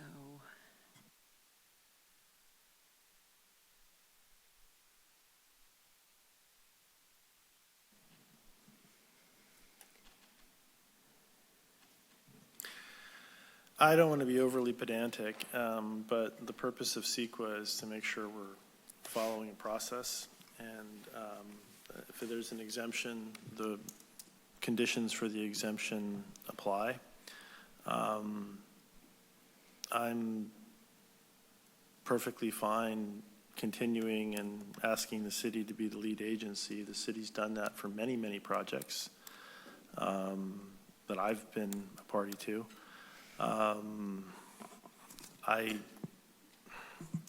I'm concerned that we're, in fact, increasing the capacity, and I think there's a number of places in the city LCLUP that talk about you can get an exemption for a CDP or for CEQA if you don't increase the capacity.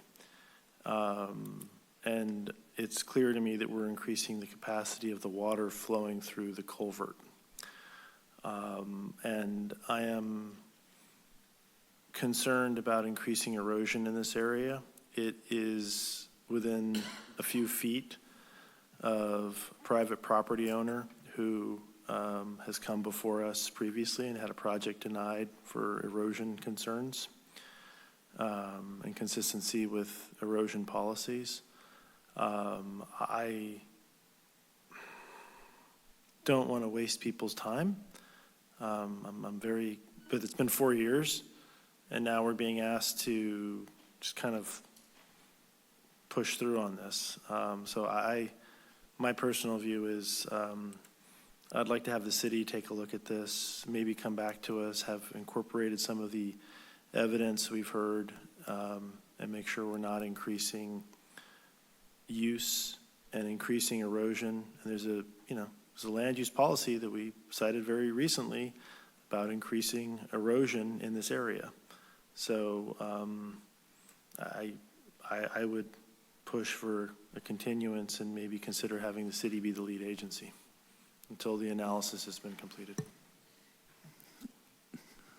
If I could, so I think you've put your finger on a key question here, which the city attorney was answering that I'd posed to her just before the break. It sounds to me like there's real doubt as to whether a bigger pipeline constitutes increased use or increased capacity. What I was gathering from what Winter said is that typically under CEQA, increased use applies to vehicles on the roads,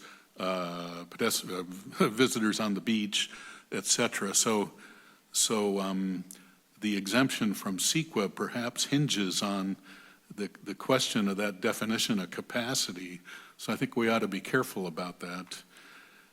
Secondly, I have to admit to still being fuzzy on this question of erosion and increased erosion. I think we've heard different things. We've heard that the velocity of the flow downstream is going to be less, which in general terms would mean less danger of erosion. As to what happens upstream, I don't know. I mean, it's a complicated business, and Dale presented us with interesting maps of those choke points, which I guess would like to understand in more detail. But anyway, that question of the CEQA exemption, I think, is a key one on which some of this hinges.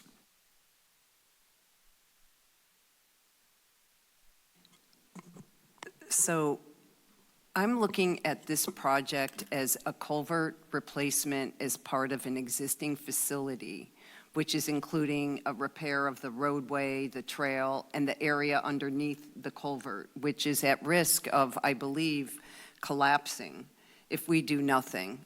And in terms of increasing the size of the culvert by any given percentage, I'm not understanding how that increases the use of the facility.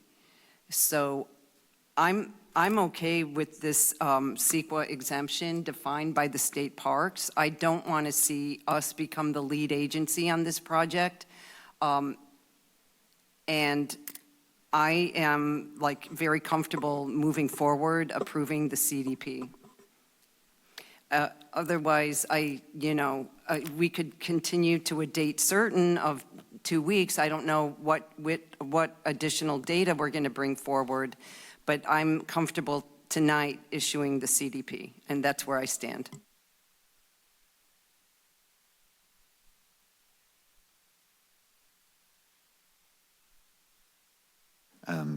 So I still didn't really get my question answered, because where the CEQA really, it's not just about, I mean, it's certainly an increase in capacity. Like, there's just no doubt. It's 5 times as much.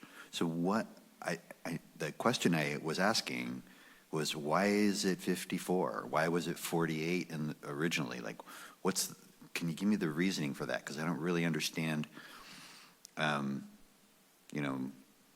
Normally you'd go to what's a functional culvert and maybe increase by 10%, but you wouldn't say, okay, I want something that's 5 times as big. So explain, please. I don't understand. Do you mind if I address that as a non-engineer? Okay. And I'm just going to say, Dale, you can jump in if I'm totally off base here. But they're engineering this for a 100-year storm. And so that's why the pipe is the size that it is. So they have a problem, which is that their culverts have collapsed. They need to replace them, but they also need to replace them to more modern standards. So this would be the standard, and that's why they chose the size that they did, because when they ran the analysis, that was the size that it should be. Does that answer your question? Almost. Okay. Go ahead. So everybody asks for, like, the ideal. Okay, if I could just have a 54-inch pipe, I'd be really happy, right? Because it would meet the 500-year storm or the 100-year storm or whatever they want. But we're trying to meet CEQA, and CEQA is like 10% increase in capacity, and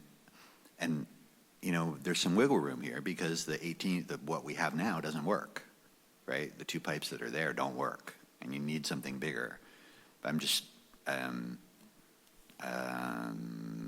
have concerns about issuing a CEQA exemption based on such a large increase.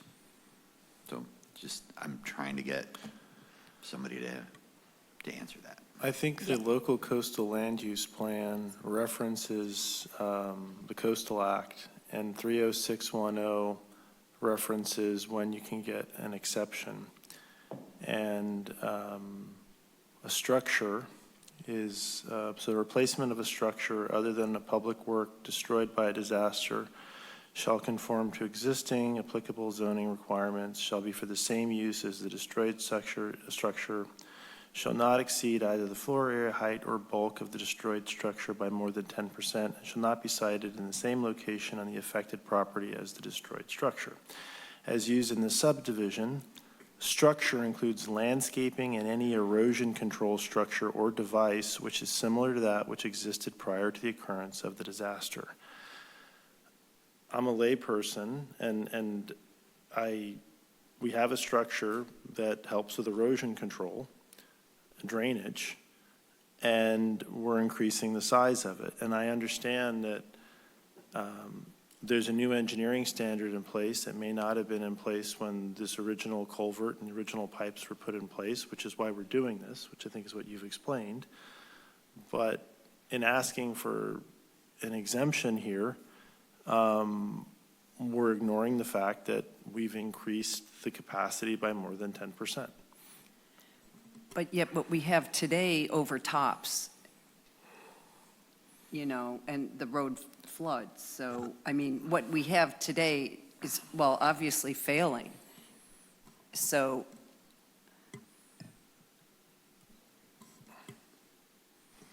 What was that section, Rick, that talks about the erosion control structures? 30610. 10? Yeah. Thank you. So the applicant's had her hand up for a while. I think that she had her hand up when Commissioner Gorn was originally asking his question. Yeah, but I think it's also worth hearing from her what would happen if we took on the role of lead agency with this project. Go ahead, Linda. Sure. Well, I think the last person that spoke, she very well explained that we were asked by the city of Half Moon Bay, and the last time this was brought up, the last time we applied, we were asked to make this culvert up to the 100-year storm standard. So we were asked to do that. The reason that State Parks designed it to that standard was that was what we were directed to design it to. Now I'm hearing that you don't want it designed to that, but what I have to tell you is that we've spent hundreds of thousands of dollars to get engineers to design this new culvert to what you were asked, the specifications you asked us to, in an effort to prevent this, catastrophe of the road giving way and then the coastal trail giving way. And then now I'm hearing that, no, that's not what we were asked to do. We want you to do a different size culvert. But I have to tell you that the California State Parks is out of money.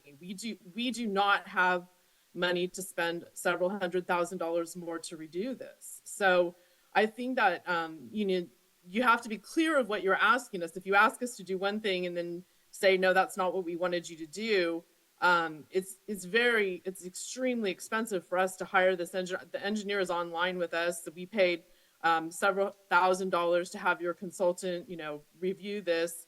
And then now we're being told it's the wrong size. I mean, it's kind of upsetting to me. The other thing I just wanted to share is that we have gone through and consulted with U.S. Fish and Wildlife's California Department of Fish and Game, the Water Board, and the Army Corps. And if you took over as lead agency, then you would have to take over consulting with all of them and doing all the works with them. And that also our engineering standards that we use for California State Parks is to the Army Corps standard. And that's what this culvert was designed to, the Army Corps standards. And I don't know that the state parks can pay or redo something that is not to the Army Corps standards. That is what we typically do. So our engineer probably could speak to that more.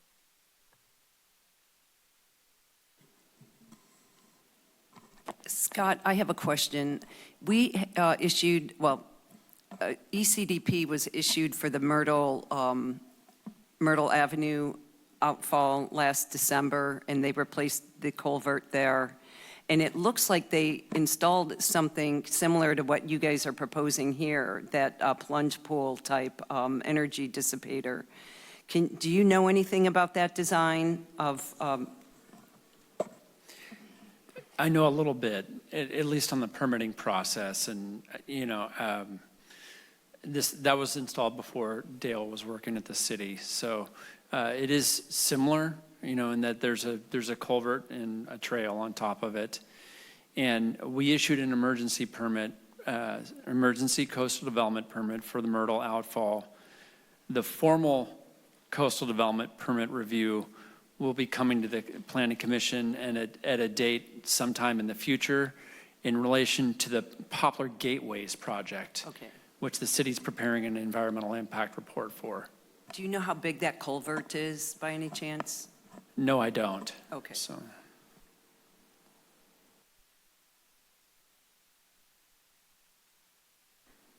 I'm wondering, I keep hearing a reference to 10%. I wasn't sure what that was in reference to, and our attorney confirmed for me that there's nothing in CEQA that refers to 10%. So I just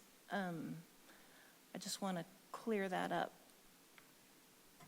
Sorry, it's the Coastal Act that I was referencing, Division 20, Chapter 7, Article 1, 30610.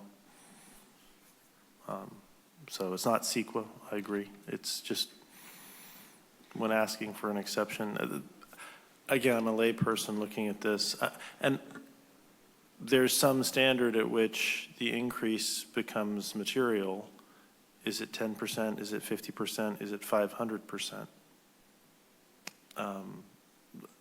That's really the nature of my question, is help me understand when does it become, and I appreciate that a review has been conducted by state parks and they drew the conclusion that it's not significant under their analysis. It defies logic that a 500% increase in capacity wouldn't have an impact.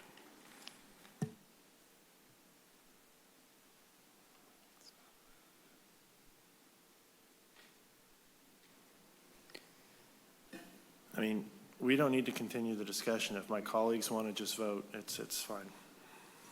Well, I'm wondering if, I'm trying to digest this passage that you have helpfully highlighted. It mentions subdivisions here. Is it a more general requirement than that?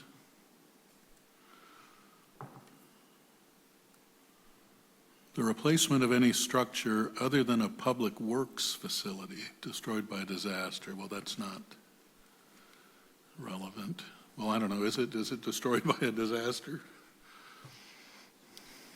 If I could jump in.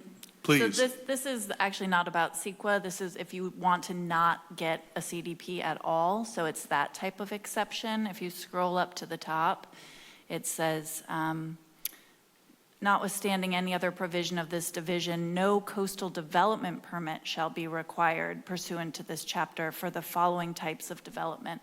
So I would say it's a different consideration there, and it might be useful to focus on the language of the CEQA exemption, which Mr. Benjamin also quoted in his letter, and which refers to negligible or no expansion of existing or former use.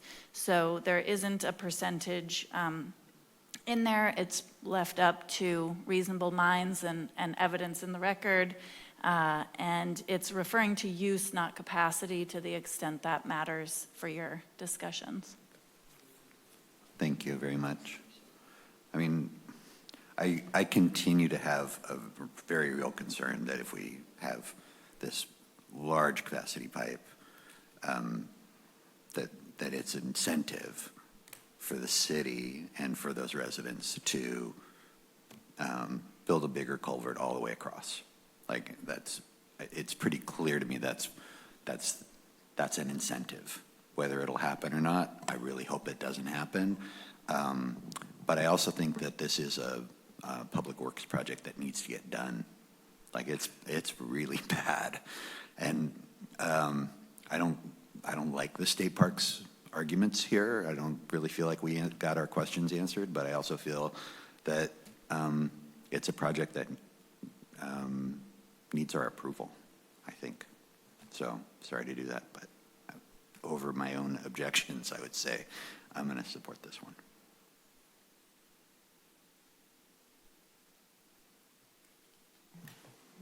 Does some, I was going to share Commissioner Gorn's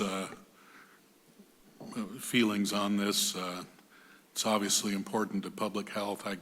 I do wish we understood more fully and less ambiguously the impact on erosion. I don't think it is unambiguous, and there are arguments in favor of the bigger pipe being safer in more scenarios. So, yeah, I think the approach to it, there was room for improvement on state parks apart, but I would reluctantly be willing to approve it as well.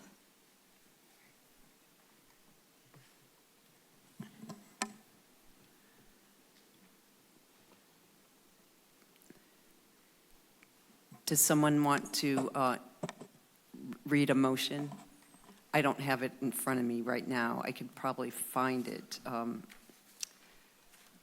And actually, I maybe should be able to do it. I could go to the...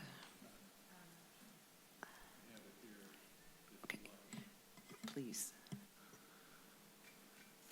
I move we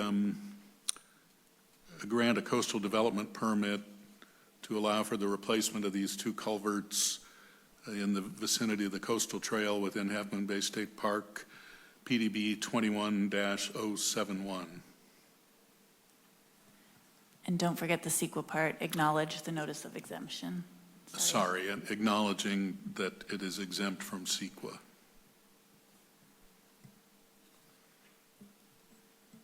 I will second that. Can I make a amendment or have a discussion on a modification? Of course.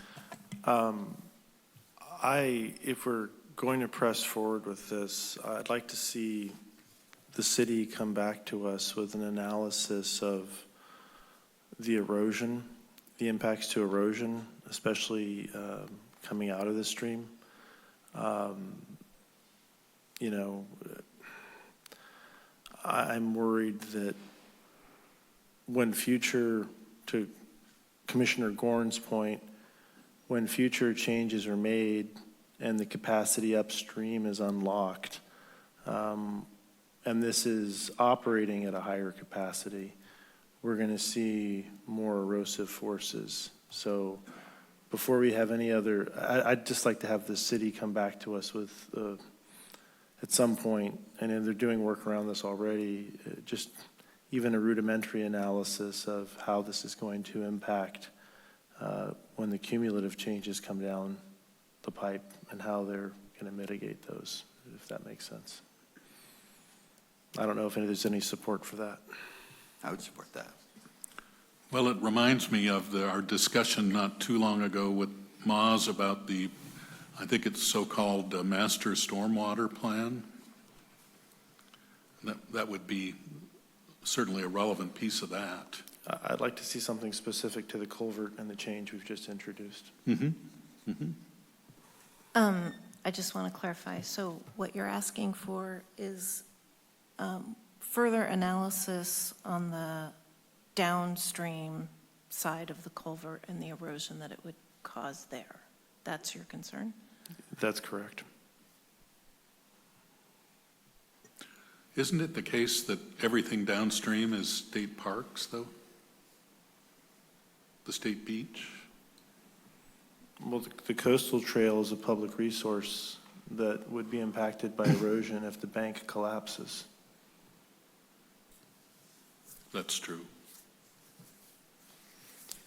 So, Madam Chair, if I could provide some information, we are requesting a grading permit before the construction takes place, so that's certainly something we can ask for during that time, so.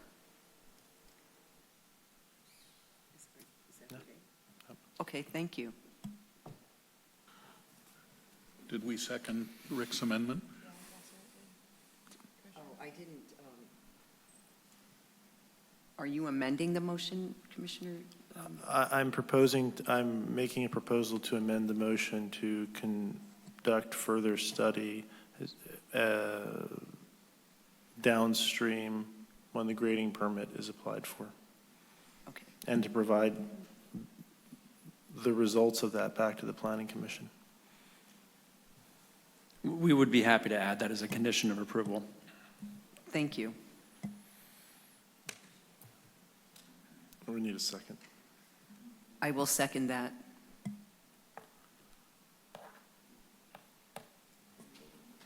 Linda, do you want to speak on that? Oh, I just was going to add, Scott already added and Dale added that we had talked about the grading permit, and State Parks is fine with that being added to the grading permit. Thank you.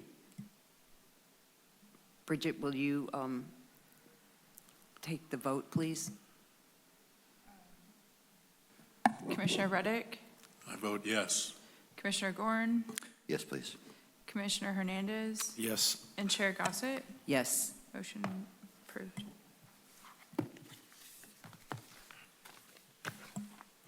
Okay, and with that, we will move on to the director's report. Leslie's first director's report. Yeah. So 7 days in, I have a very, very short report. So first of all, I am the director now, but our interim director is still acting. We're sort of acting as co-directors. There's a number of projects that Steve has already been working on and carrying through to fruition. So for now, you can just direct questions and comments to me, and if I need Steve's help, I'll ask him. So I just didn't want that to be confusing for anyone. Thank you. Yeah, of course. So Steve will be here through the end of December. And he may be here a few times in January too. I just wanted to talk about the items coming up at the next Planning Commission meeting, which is the 10th of December. We'll be looking at the Half Moon Bay landfill. So this is an emergency coastal development permit follow-up. And the Ritz-Carlton parking lot. So those two things will be on the agenda. And we had talked about doing a study session for the objective design standards, which we are not going to do on the 10th. So we're going to postpone that a little bit. We did not get what we wanted from the consultant, so we're pushing back a little bit. In terms of other projects, we've had a couple projects come in that will likely come before you. These came in since the last meeting. There's a project at 759 Correas, which is an existing single-family residence. They're doing a demolition and addition. They did previously do an environmental review. It was a biological resource evaluation, not a CEQA review.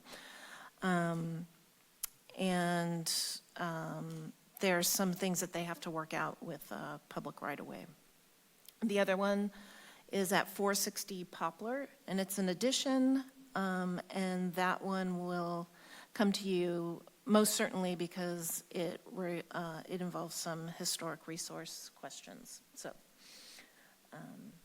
So that's what we have coming up in the future, and that's the end of my report. Thank you. And I'm going to ask if planning commissioners have any communications? Well, one quick one, as Commissioner Hernandez pointed out during our deliberations, it's not the first time that neighbors along Pullman Ditch have come to Planning Commission with alarming reports of Pullman Ditch. I just want to, again, not for the first time, I just want to again urge the city staff and officials who are present to treat this with as much urgency as we can to get a handle on the drainage of that ditch, starting at the east side of Highway 1 down to the beach. I concur with that. Thank you for bringing that up. And mitigation of upstream activities, which may or may not include rocket farms, which we've asked about in the past. I have, I had the opportunity to meet in subcommittee for the objective design standards with Linda Poncini and Steve McHarris and Okoye. I'm not going to read out because I don't want to accidentally violate the Brown Act, but I will say they've taken direction that we provided at the last Planning Commission meeting, and they're working through the details. I'm under the impression that staff is going to come to City Council and ask for direction for the objective design standards, and there's going to be some, that was what was conveyed to me, but before the end of the year.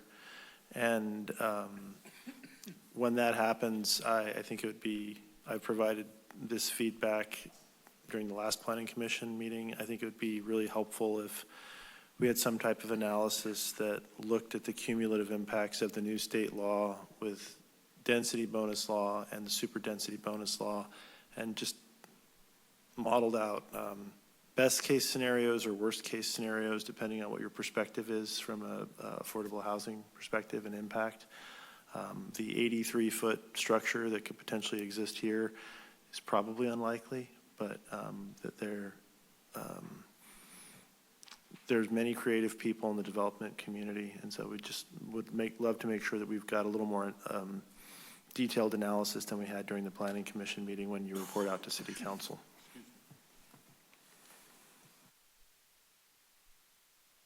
Thank you. Would anyone like to entertain a motion to adjourn? I move we adjourn. All Second. in favor? Aye. Yes. Thank you. Good evening.